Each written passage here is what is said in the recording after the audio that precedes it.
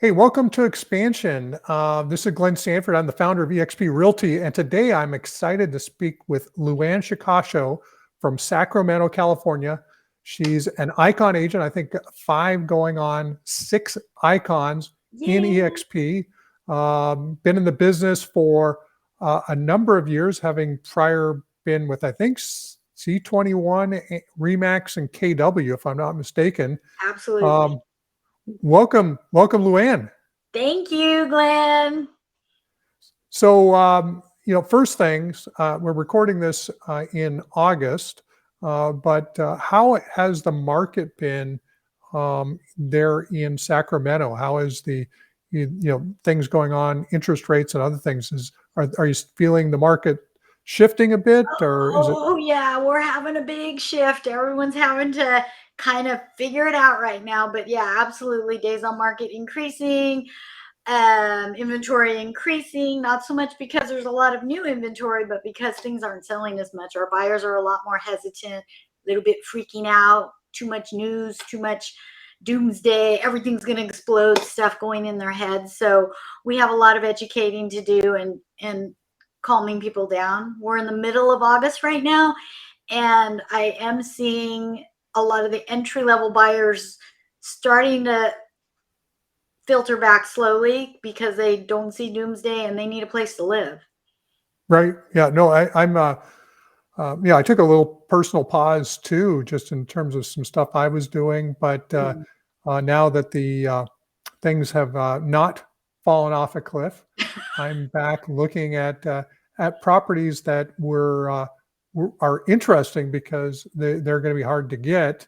In a hot market, everything that was anything was Right. going for above market, multiple bids, if it even hit the market.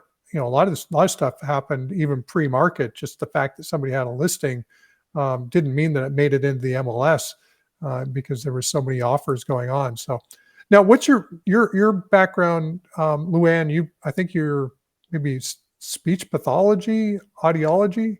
Yeah, that was what I graduated in, indeed. So what took you from is that would be healthcare, a healthcare related Yeah, field? I was really interested in teaching and helping people. And so I started out in speech pathology, did some stuff in a hospital, schools, and hearing science. And then I got interested in my heritage since I didn't know anything. My parents were actually born in Sacramento, California, both my mother and father, knew very little about my Japanese heritage. So I ended up going to grad school in Japan. It was really undergrad because I started over and I just wanted to learn international studies in Japan and study Japanese just because I didn't have any of that growing up. So did you speak Japanese when you were growing up? No, absolutely not. My parents Okay. were especially my mother's side, they were both sides were incarcerated during the war because of their heritage, not because of where they were born. They were obviously Americans. They were born in Sacramento, but they got sent away. So especially my mom's family ended up in Gila, Arizona, and then Jerome, Arkansas. And when they came back to Sacramento, that side of the family, we've really buried the heritage part. And so I didn't know that. I grew up with Wonder Bread and salami sandwiches and Tang and Kool-Aid. So I wanted to kind of figure out my roots. And I ended up going back to Japan and going to university there after I graduated here and did a little bit of speech pathology. Okay. So are you eating more sushi now? Yeah, eat more sushi. I know how to use chopsticks. My mom passed away and never learned how to use chopsticks or drink tea or do any of that stuff, but I learned. Oh, awesome. Well, good stuff. And unfortunate. We've got some unfortunate stuff in our history, as a lot of Absolutely. countries do, but we've obviously moved on. I actually was from a Japanese perspective. I did 27 years of judo, Oh, and wow. had Sensei. yeah, All important teacher. yes, yeah, exactly. Um, Toksuda was from Japan. He was one of my coaches for many years Wow. up in Canada. So, but now that being said, I mean, you're also an active member of ARIA, Yeah. um, the Asian Real Estate Association. What got you into ARIA? I think that just seeing other professionals that looked a little bit more like me succeeding was important for me. Just and the representation, and then just the mission statement of promoting equal housing opportunities in our market, and also bringing up the level of the professionalism of the agents in our area, all spoke to me. And so I've been active in that association for 12 years. Oh, awesome, awesome. So now you run a small team, I think, or is it I just run a small you? team, yeah. Okay, what does your team look like? Right now, there's a sales manager and four buyer's agents, but that's just since this year. And before that, it was just me and one buyer's agent and my assistant. Okay, so you've actually brought on a sales manager, Hmm. and that's not you. That's not me. Okay, how has that been? I mean, that's an interesting hire into a real estate team. What sort of put you on the path of a sales manager rather than say you managing the team? I think the leverage piece, I just know that I need to leverage my time. And if I'm going to have that many agents running around, I'm kind of detail oriented, very actually. So I want things to be done a certain way, my way. It's branded to me, so let's just all pull together, and it's more fun. So is it, and so how do you brand? Is it LuAnn LuAnn Shikasho Shikasho team? team, yep, Okay, at this point. and so what would I guess I'm curious relative to I'm thinking specifically of your sales manager because it's a role that I think a lot of teams don't have at your size. Normally, you're looking at teams of 15, 20, 25 agents. Um, how is it? What's your comp model? How do you structure it? Or if you want to talk about that, how do you, if or maybe it's high level, how? It's still it's a project. It's a project. We're still Okay, working on all that stuff. still getting the details. So is it a little bit of salary, a little bit of override? Is that kind of the idea? It's mostly override, yes. Okay, mostly override. And so they work with the team, and then your lead gen strategy. Obviously, if you've got the team and you've got agents, you're generating more leads than you personally can handle. I suspect. Well, What's your what? last year the two of us did 82 transactions. So it was incredibly busy, but everyone was, right?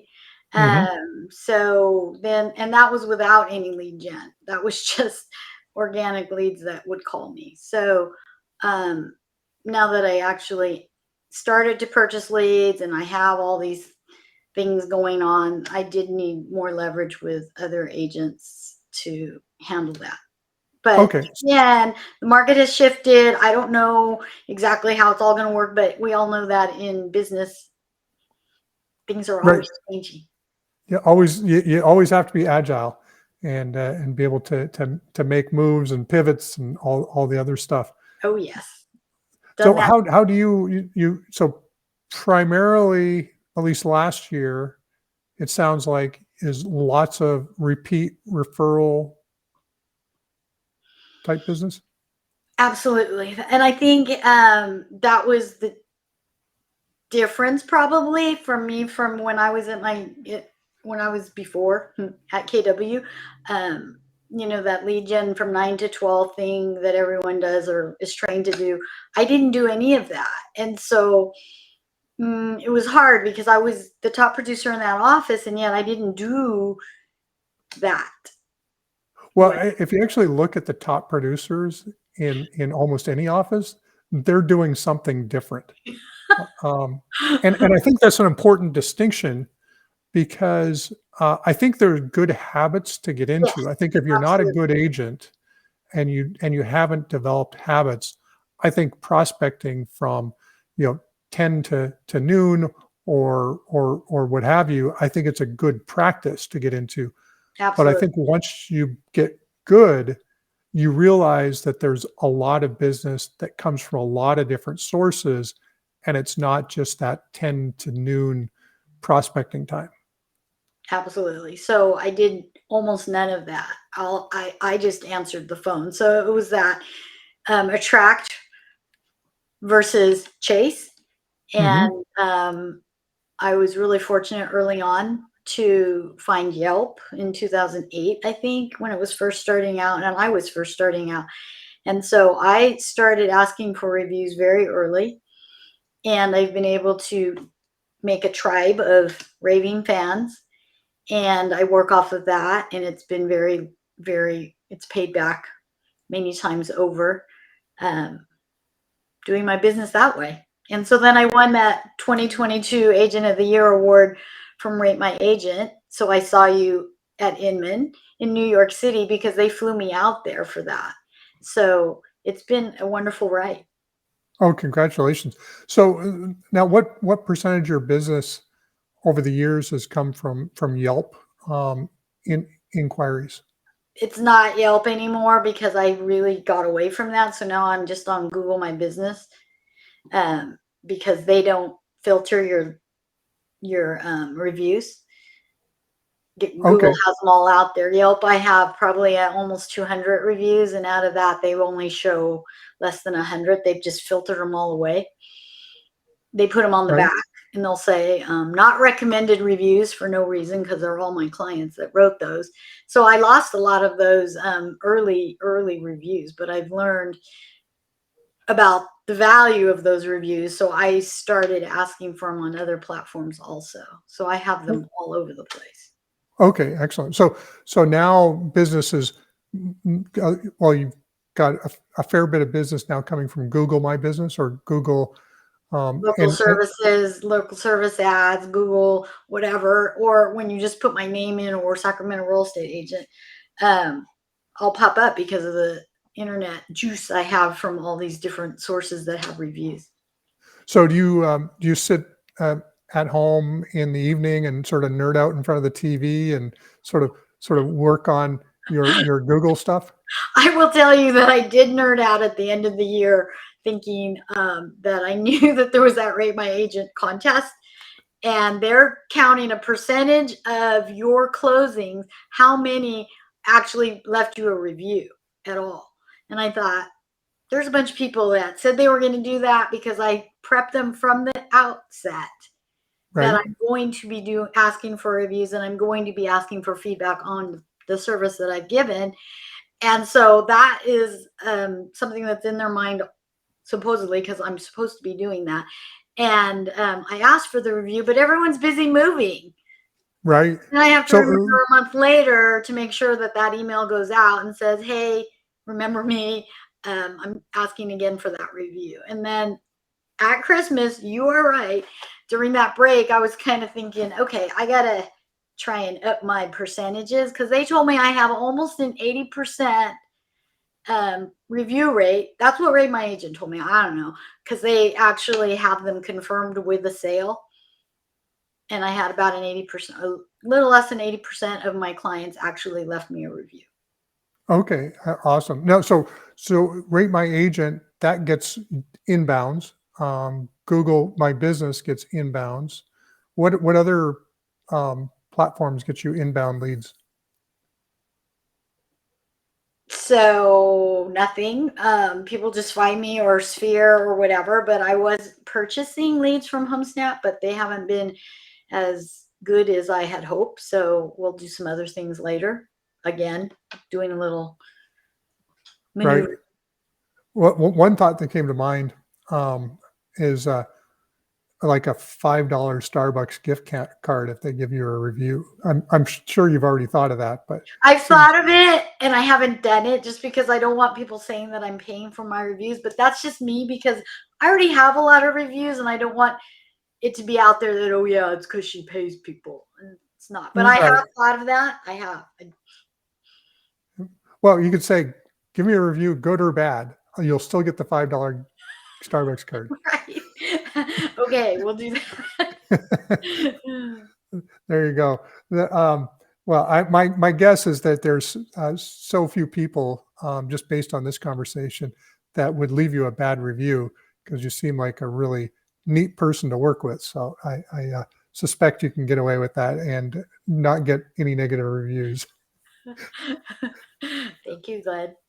So how did you find EXP? Like obviously you're almost 6 years at EXP. It sounds like Agent 3,716 in the company out of what? Where are we now? 84,000? probably 84. I don't know if we've announced it yet, but we're 84,000 agents. Pretty close, right? Yeah. Yeah. So I was way back then because I know Brent Gove and he knows me, and we're And Brent's like a dog on bone and super we, enthusiastic. And how could you tell Brent no? how that's what I know. When people say, "How did you decide?" It was like, you got Brent in your ear. It's really hard to say no. Yeah. Well, anyway, and it's been a great ride so It's been a far. wonderful, life-changing blessing. Awesome. Now, do you have a rev share organization as well? I do. I have about probably 75 now. I think I lost 4 recently, but those are all agents that weren't producing. So this market has shaken out those agents, and I probably still have about 75. And I have 18 FLQAs, which are the producing agents. So I'm pretty Hmm. proud of the fact that my group is fairly solid. I have a fairly solid rev share check every month, and I made my daughter, for her birthday, I bought her an internet course to get her license because I am going to pass one day and I want to pass that money on to my baby. So she had to get her license, and she proudly passed on her first try. Oh, awesome. Now, and is she going to be an active agent? Is she going to be? Absolutely not. She told me she would never do what I do. She's an Okay. engineer. She's a software engineer, and she doesn't like crazy people. Okay. Well, I was a geek as well. You can adapt. Oh, that's Um, funny. so your lead, what do you use for a CRM? How are you keeping track of your clients? I am totally dating myself because I started with Top Producer, and I still use that as far as following the history of my leads and the referrals that they bring. Hmm. And we use KV Core for the new leads and all that kind of stuff, all the CRME kind of stuff. Right. So do you build action plans in Top Producer, and do you have? They are in there, yes. Yes. Okay. Follow-ups, yes. Yeah, that KV that was the Core is one thing the KV Core is the AI stuff, and I often turn it off because I'm scared of what it's doing. right. You're going, I wouldn't say that to my client. Why is it saying that? Oh shoot, I forgot to turn that one off. There you go. Well, I think it bugs us as agents more than it actually bugs the clients. I think it's just, it's a way to keep top of mind. I And a think lot so. of people don't know how to stay top of mind. So Right. KV Core will, create little Exactly. touches along the way. Yeah. And I think that's one of the reasons I have a full-time assistant for many, many years, is to leverage that kind of task to keep all the wheels on the bus so that we just all roll along nice and smooth. Well, awesome. So, if there was one piece of advice you could give to agents, what would that be? Find a good mentor and either follow them or get coaching, because that pretty much changed everything for me, is getting somebody to help me, because you don't have to reinvent everything. Just like I said, some of the things that they teach may not be for you. Well, then find something else and have somebody who's been there and seen a lot of stuff help you find your way. Right. So stay curious and try lots of different stuff. Yeah. Stay educated. I'm at every event that EXP has. I still go to all the ARIA events, conventions. I travel a lot so that I can stay in touch with what's going on and just feel the excitement, get reinvigorated and re-educated on what's going on. Well, you bring up a good point. I think that's a trait of top producers is they They need to be around other people, getting ideas, getting inspired, seeing someone, there's so many times in life where I've seen somebody and they're successful, and I would be like, they're successful. Why, I'm going, I can do that. And so, you can get inspired in lots of different ways.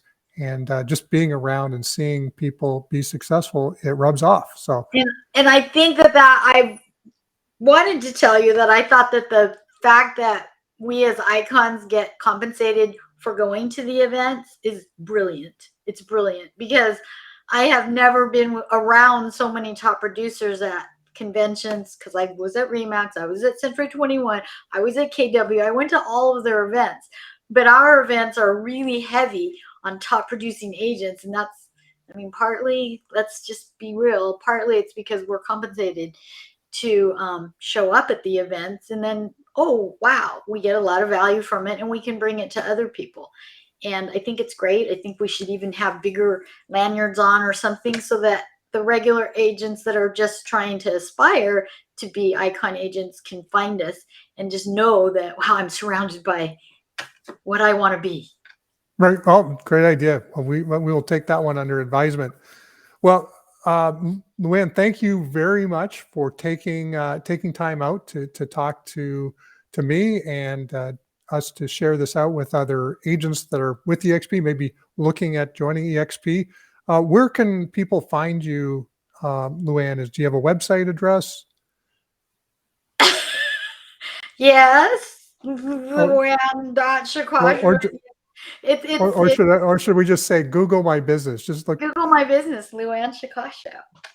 There you go. Google LuAnn, and she will pop up in Sacramento. You get to see a little bit of what she's up to. You probably see how she set up her Google My Business page, which that by itself is a clue on what you can do with your business. So anyway, thank you again for being on, and I'm sure everybody listening will have found at least one or two ideas to get inspired. So with that, take care, LuAnn, and thanks everyone for being to watching. Thank you.